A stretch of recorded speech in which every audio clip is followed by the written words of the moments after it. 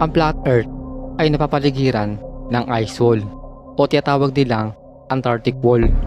Ngunit may ibang conspiracy theories na sinasabing paglapas ng ice wall, nandoon ang iba pang daigdig at napakaraming sibilisasyon o sa tawag na Terra Infinita na hindi pa nakikita ng tao. Kaya ganoon na lang ang paghihigpit ng gobyerno na magpunta dito. Dahil ito ay binabantayan ng mga pinagsama-samang bansa na tinatawag na Antarctic Treaty System na kumokontrol sa ugnayang internasyonal na may kinalaman sa Antarctica.